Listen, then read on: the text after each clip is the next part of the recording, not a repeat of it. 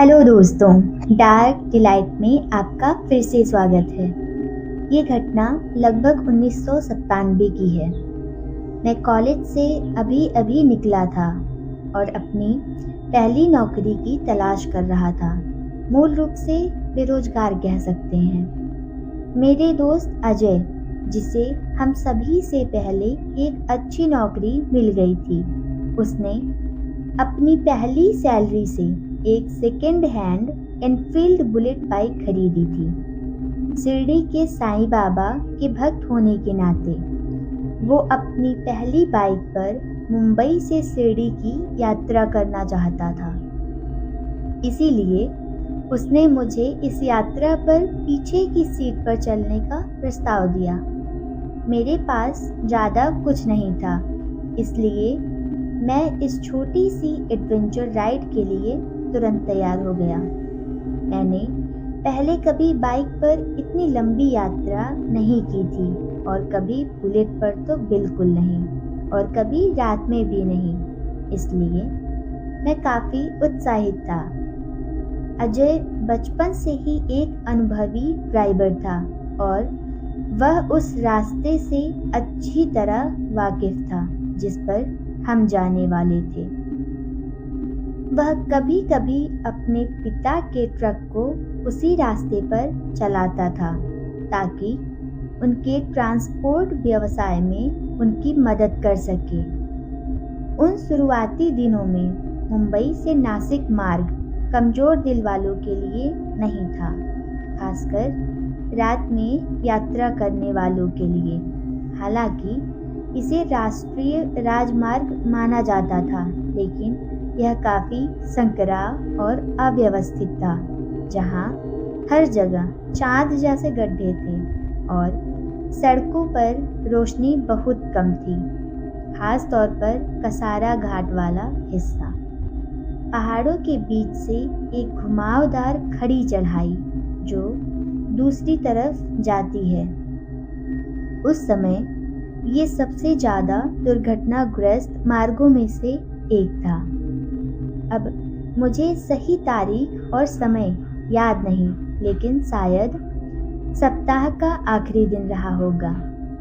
हमने शाम को जल्दी ही अपनी यात्रा शुरू कर दी और अधिकतम 1 से 2 बजे तक शिरडी पहुंचने की योजना बनाई ताकि हम मंदिर में सुबह की प्रार्थना में शामिल हो सकें। मुंबई से शिरडी के बीच की दूरी लगभग 250 किलोमीटर है और हमने अनुमान लगाया कि इतनी तेज नहीं।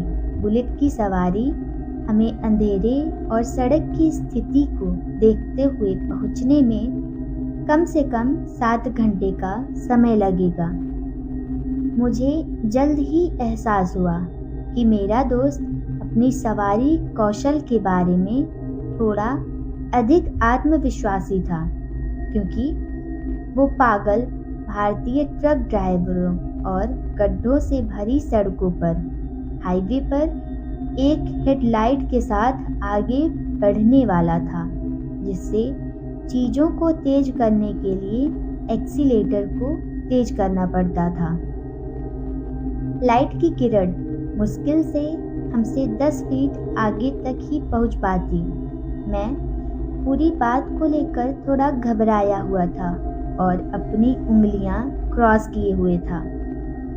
हमने धीरे धीरे एक धीमी गति से चलने वाले ट्रक के पीछे बैठकर कसारा घाट सेक्शन को पूरा किया और लगभग 12:30 बजे नासिक पहुंच गए।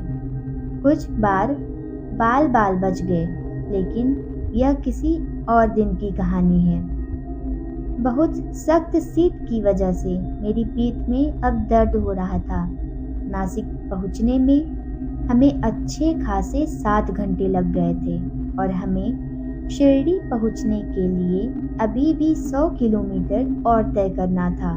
सड़क किनारे एक विक्रेता से चाय और बन बटर खाकर खुद को तरोताज़ा करके और रक्त प्रवाह को फिर से बढ़ाने के लिए बहुत सारे सिटअप करने के बाद हमने आगे बढ़ने का फैसला किया।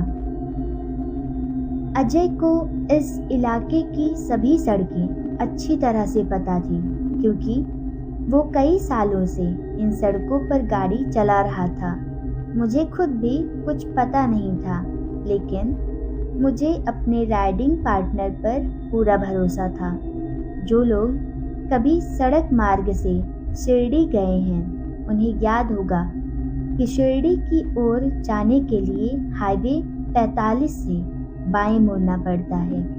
नासिक से सड़कें आश्चर्यजनक रूप से अच्छी और चिकनी थी और बाइक बिल्ली की तरह गुर्रा रही थी।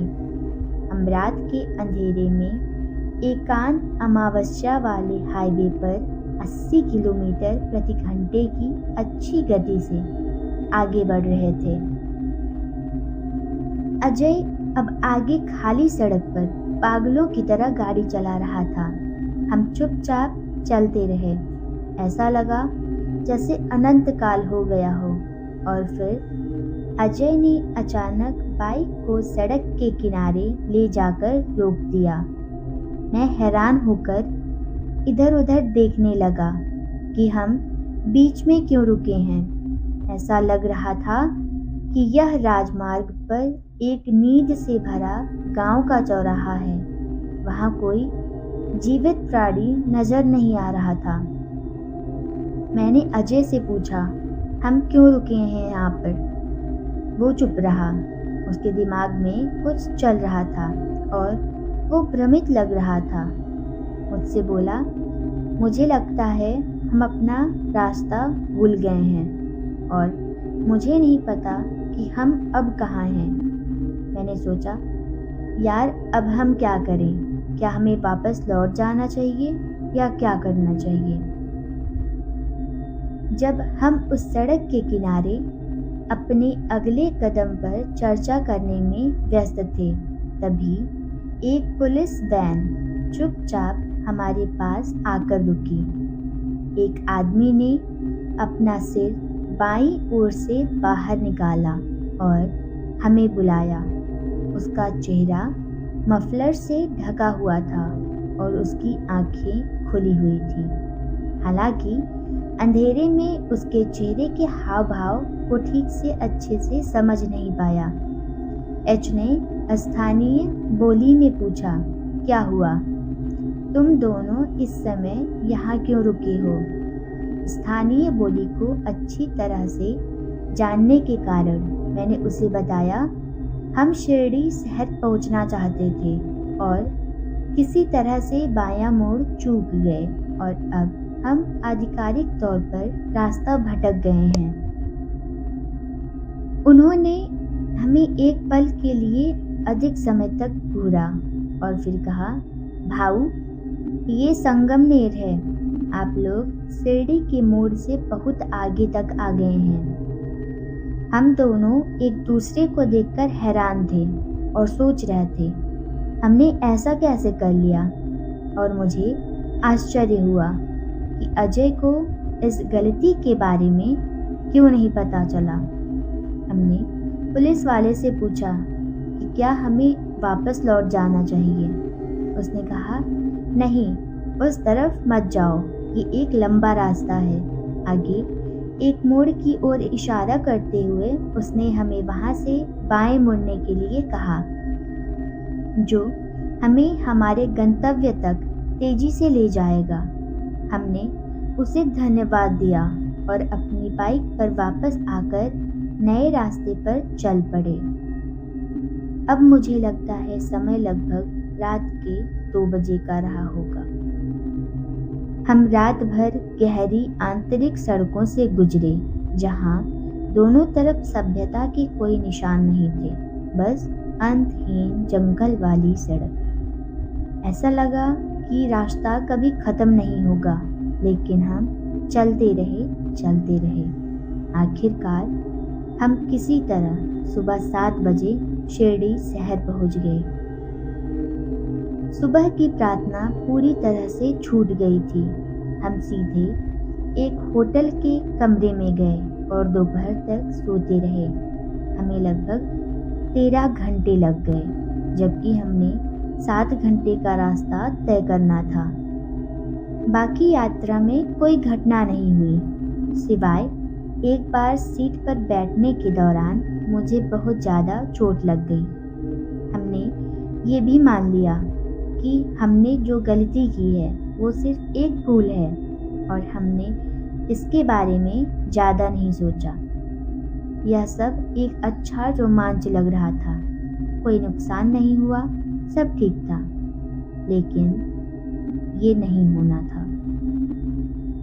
इस यात्रा के चौथे दिन मैं ड्राइंग रूम में अपने सोफे पर आराम कर रहा था। आंखें बंद थी, लेकिन मैं किसी चीज़ के बारे में सोचते हुए पूरी तरह से जाग रहा था। मुझे अचानक घुटन महसूस होने लगी। मैं अपनी आंखें भी नहीं खोल पा रहा था और कोई मजबूत चीज़ मुझे जोर से दबा रही थी। मेरी आंखें बंद होने की वजह से मेरी आंखों के सामने सिर्फ एक अंधेरा पर्दा था। लेकिन फिर मैंने अचानक देखा कि ये 2 आदमी मेरे सामने खड़े हैं और मेरे गले को दबा रहे हैं। मेरी आंखें अभी भी बंद हैं, जैसे कि मेरे दिमाग में कोई दृश्य बना हुआ हो। दोनों पुलिस की खाकी वर्दी में थे। मोटी घुमावदार मूछें थी, मध्यम कद के थे दोनों, गहरे धूप से झुलसे चेहरे। वो मुझे दबाए हुए जोर से हंस रहे थे, मेरे दोनों तरफ एक एक। और फिर मेरे दाईं ओर वाला झुका और मेरे कान में फुसफुसाया, उस रात तुम लोगों को अपना रास्ता भटकाने में बहुत मज़ा आया। और वे दोनों फिर से जोर से हंसने लगे, जैसे कि ये उनके बीच कोई बहुत बड़ा मजाक हो। इस दौरान मैं अभी भी उनकी मजबूत पकड़ में था और नीचे धकेला जा रहा था और अपने ऊपर थोड़ा नियंत्रण पाने के लिए संघर्ष कर रहा था। उन उन्मत्त क्षणों में मैंने हताशा में अपने कुल देवता और गुरु का नाम जपना शुरू कर दिया और उनकी पकड़ से छूटने के लिए अपनी पूरी ताकत लगा दी। एक अनंत काल के बाद अचानक मुक्ति मिली। मुझ पर से पकड़ खत्म हो गई थी, लेकिन मैं अभी भी सदमे में था। मैंने धीरे से अपनी आंखें खोली और चारों ओर घबराहट से देखने लगा। मैंने जो कुछ भी देखा और अनुभव किया, उससे मैं बुरी तरह से डर गया था।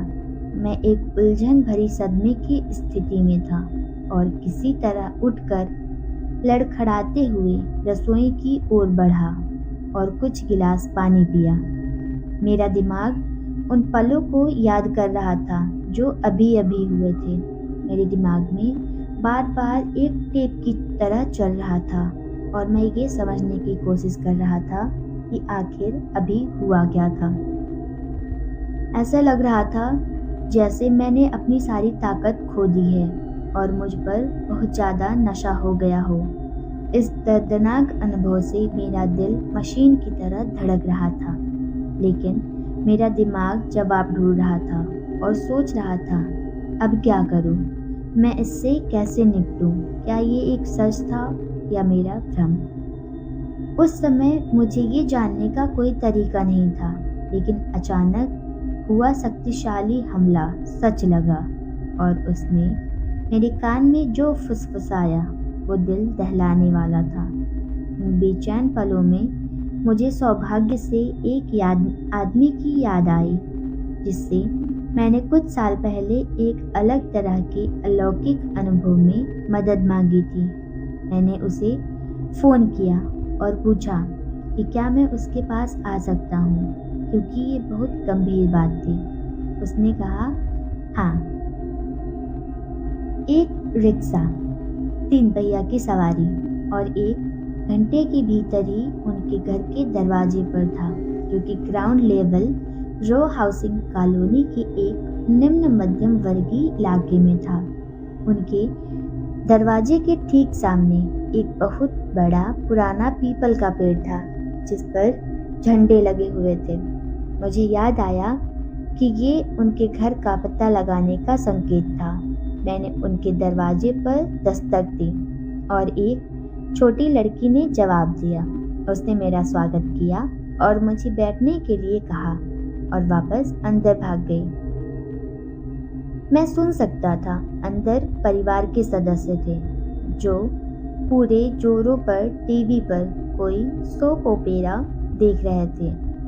कुछ समय बाद मेरा लड़का मेरा स्वागत करने के लिए अंदर से आया और मेरे सामने बैठ गया। वो 70 के दशक में था। उसकी लंबाई कम और कद कमजोर था। उसने एक साधारण सफ़ेद शर्ट और ढीला पायजामा जैसे पतलून और सिर पर एक सफ़ेद नेहरू टोपी पहनी हुई थी। वो बातूनी नहीं था, लेकिन पिछली बार जब मैं उससे मिला था तो मैंने उसकी आध्यात्मिक शक्ति देखी थी। एक कोमल आवाज़ में उसने मुझसे पूछा कि क्या हुआ। मैंने उसे बताया जो भी मेरे साथ हुआ था। उसने हामी भरी और अपनी आंखें बंद कर ली। कुछ मिनटों के लिए एक ट्रांस जैसी अवस्था में चला गया। अब मैं अनुमान लगा रहा था कि वह उस अवस्था में अपने तरीकों से मेरी कहानी और उसके कारण की जांच कर रहा होगा। उसने कुछ सेकंड बाद अपनी आंखें खोली और एक शब्द चकवा कहा और मुस्कुराया, लगभग हंसते हुए, और मेरे पैर पर एक कोमल थपकी से कहा, चिंता मत करो, सब ठीक हो जाएगा। इसके बाद उसने मुझे बाहर से एक ताज़ा नींबू और अगरबत्ती का एक पैकेट लाने के लिए कहा। मैंने जैसा कहा था वैसा ही किया और उसे दे दिया। दीवार पर उसके ऊपर बनी छोटी वेदी पर प्रार्थना करने के बाद, जो असंख्य फोटो फ्रेम और देवताओं की छोटी मूर्तियों से भरी हुई थी, उसने नींबू पर चारों तरफ थोड़ा सिंदूर लगाया और अगरबत्ती का पूरा गुच्छा जलाया और कुछ मंत्रों का जाप किया जो कि मैं समझ नहीं रहा था। पीछे से अगरबत्ती के धुएं के साथ सिंदूर लगे नींबू को धुआं देते हुए मुझे अभी भी धुंधली याद है कि उसके बाद नींबू के साथ क्या हुआ था। लेकिन मुझे याद है कि उसने क्या किया था। कहा कि ये हो गया, अब तुम घर जा सकते हो, चिंता मत करो, मैं हूँ। मैंने विदा ली और जिस क्षण मैं उसके घर से बाहर निकला, मुझे सब कुछ सामान्य सा महसूस हो रहा था। मेरी ताकत वापस आ गई और मैं हल्का महसूस कर रहा था। मैंने राहत की सांस ली और घर वापस आ गया। बाद में मैं चकवा शब्द से बहुत प्रभावित हुआ, जिसे मैंने पहली बार सुना था, और मैंने इसके बारे में कुछ जानकार लोगों से पूछा। मैंने जो जाना वो ये था कि ये विशेष रूप से निम्न स्तरीय इकाई सुनसान जंगल की सड़कों पर रहती हैं और सम्मोहन जैसी विभिन्न विधियों से राहीगारों को बरगलाती हैं, उन्हें उनके गंतव्य से भटका देती हैं। ऐसा लगता है कि उन लोगों को दुख से बस आनंद प्राप्त होते हैं। आमतौर पर माना जाता है कि चकवा ज़्यादा हानिकारक नहीं होता, लेकिन ये मन और शरीर के बीच एक बहुत बड़ा धोखा होता है। मुझे याद है कि इसके कुछ दिन बाद मैंने उन दोनों पुलिस कर्मियों की एक तस्वीर बनाई थी, जिसमें मैंने यथासंभव विस्तृत जानकारी दी थी, लेकिन बाद में उसे हटा दिया था।